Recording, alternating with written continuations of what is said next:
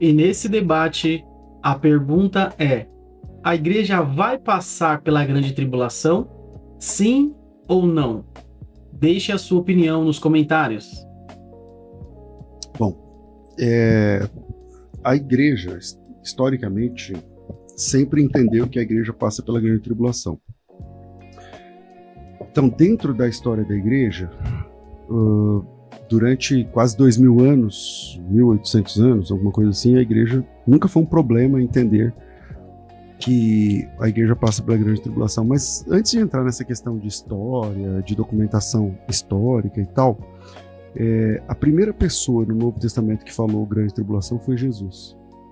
E quando Jesus disse da grande tribulação em Mateus 24, não estou conseguindo enxergar direito, tem que posicionar a Bíblia aqui de um jeito, peraí, que vai dar certo. Em Mateus capítulo 24, foi Jesus quem falou a respeito da grande tribulação.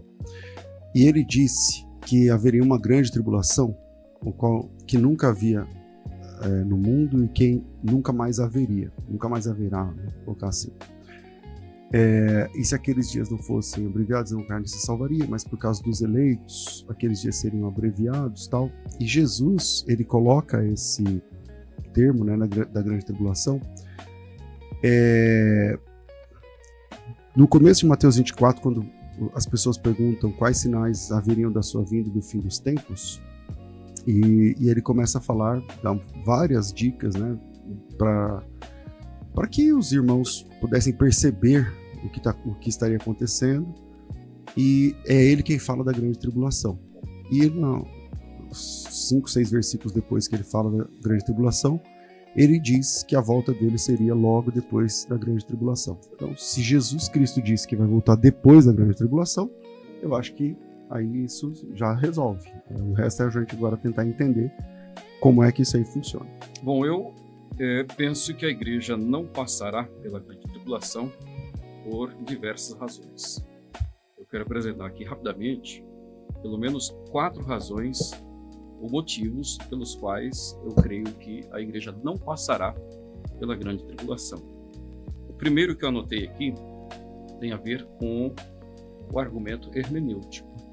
Quando nós fazemos a interpretação dos livros de gênero profético e os interpretamos de forma literal e consistente, nós vamos perceber que há uma distinção entre igreja e Israel. E essa distinção entre igreja e Israel me leva a entender que Deus tem programas escatológicos distintos para este povo. Então, para resumir o argumento hermenêutico, eu posso dizer que Deus tem um único povo, porque é uma única redenção, uma única base redentora para todo o povo. Entretanto, este povo é composto entre Israel e igreja, e a partir disso nós podemos separar textos que lidam especificamente com o programa escatológico para a igreja e o programa escatológico para Israel. Então, o que de fato a Bíblia diz não é que a igreja tem promessas de que não vai atravessar a grande tribulação. A igreja passa por tribulação desde o seu início. Desde o seu início. O nosso Salvador morreu assassinado. Os apóstolos morreram assassinados. A história da igreja é ser perseguida. O que esperar de um mundo que odeia o nosso Salvador? Perseguição, que é o que a igreja enfrenta o tempo todo. O que vai acontecer nos últimos dias é um acentuamento global dessa perseguição. Vai virar institucionalizada o ódio contra cristãos, que é o que Jesus Cristo diz no capítulo 24. Ele fala que os discípulos serão perseguidos por causa do nome de Jesus. O judeu não é perseguido por causa do nome de Jesus. Quando é que um judeu é perseguido por causa do nome de Jesus? Eu nunca vi.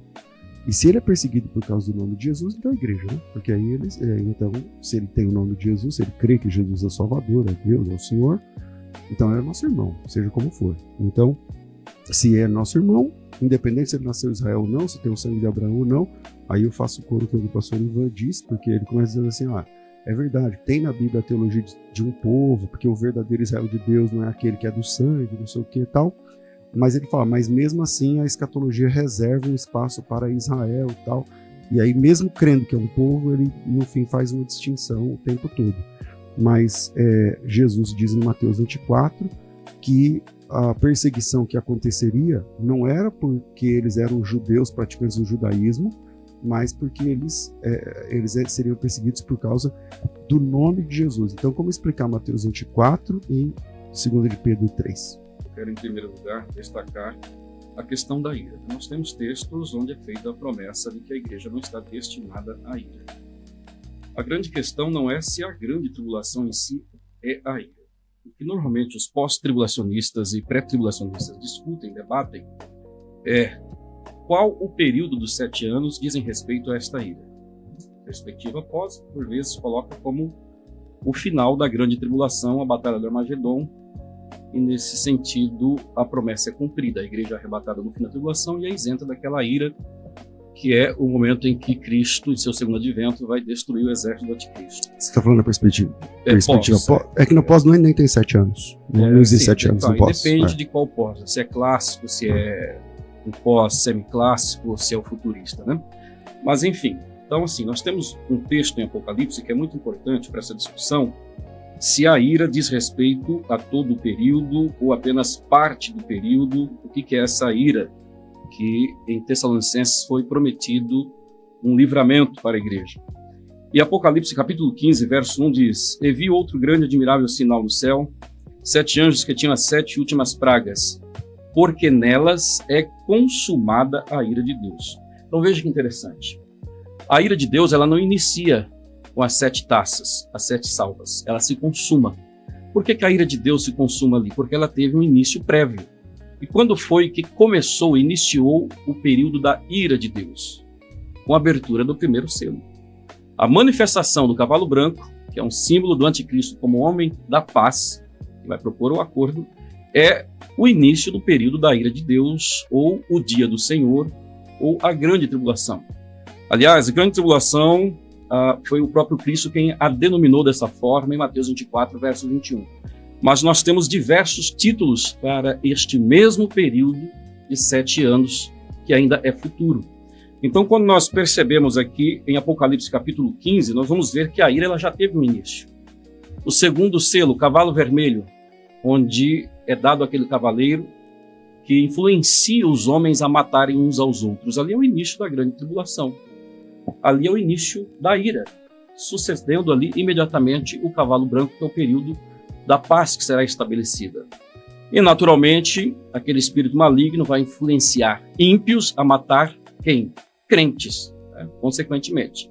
Quem são esses crentes? Aqueles que se converterão após o arrebatamento da igreja. O que a gente tem que entender é que o dia do Senhor não diz respeito a um único período de tempo.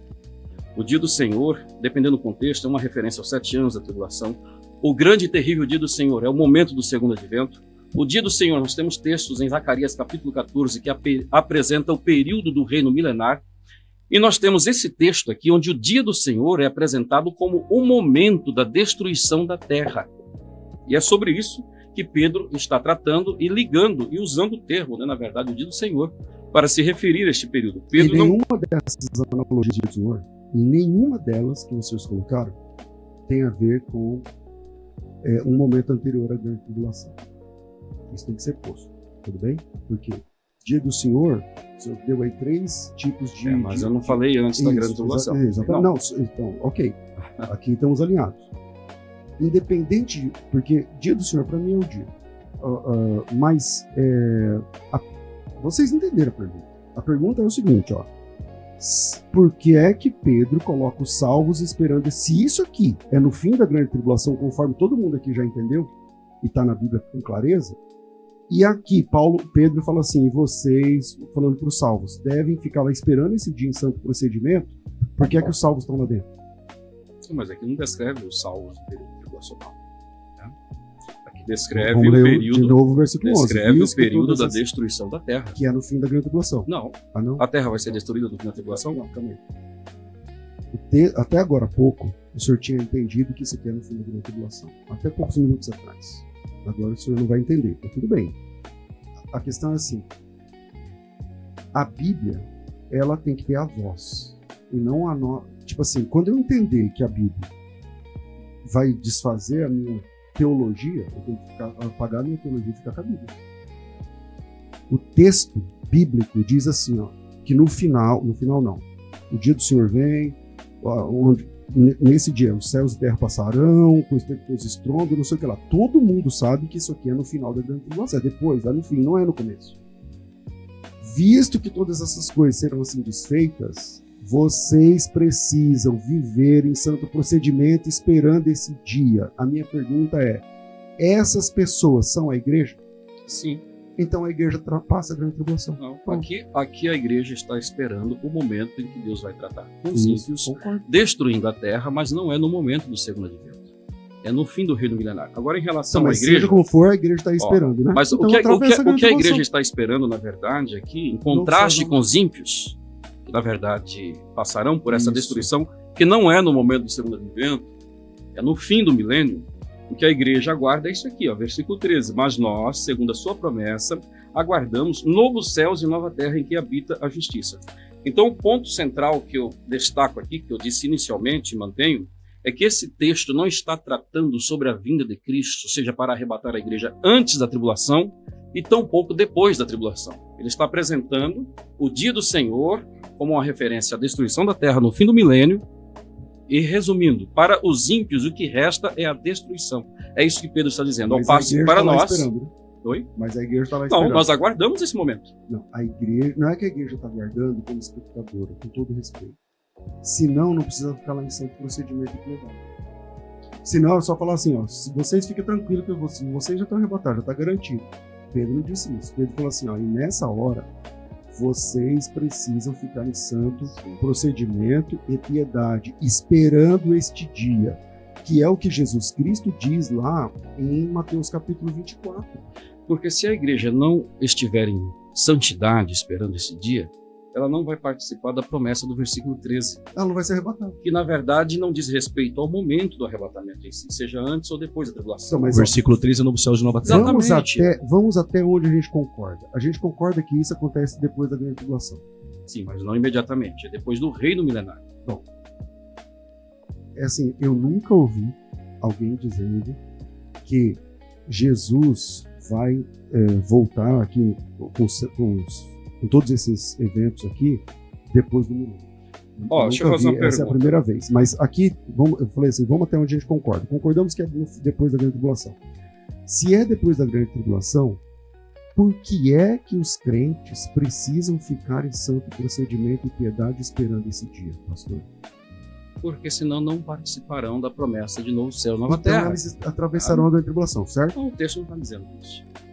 Mas isso aqui não é depois da grande tribulação? Aqui nem vamos de novo. Isso aqui é depois da grande tribulação? Aqui nem está tratando sobre a grande tribulação. Tá bom, mas isso aqui acontece antes ou depois da grande tribulação? Isso aqui acontece depois do milênio. Tem os crentes aqui esperando santo procedimento e piedade?